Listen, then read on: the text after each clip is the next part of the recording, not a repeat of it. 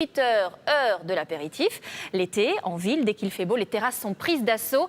Dernière tendance en date, voilà qu'elles se développent de plus en plus sur les toits des immeubles. Ambiance à Paris et à Lyon avec Laura Zéphirin et Soigny Thiebaud. Pour contempler de cette hauteur, la Tour Eiffel, le Sacré-Cœur, les Invalides, il suffit de monter au 7e ciel ou plutôt au 7e et dernier étage de cet hôtel parisien. Plus qu'une terrasse, le rooftop, littéralement toit en anglais, est devenu le lieu tendance pour boire un verre.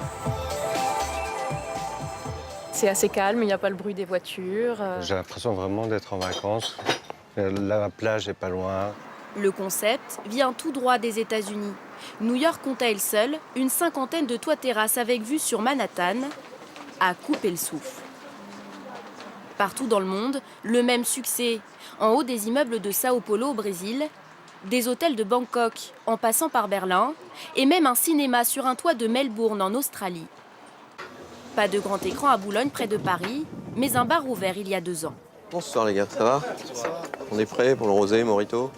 Tout en place. Donc nous voilà sur la terrasse de l'hôtel, 6e étage, une quarantaine de places assises.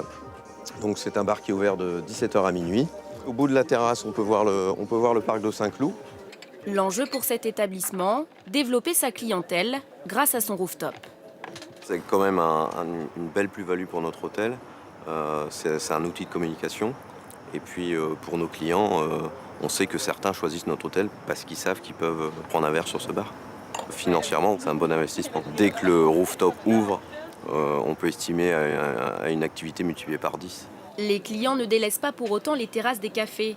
Ils cherchent ici un endroit unique, même s'il faut payer 10% de plus.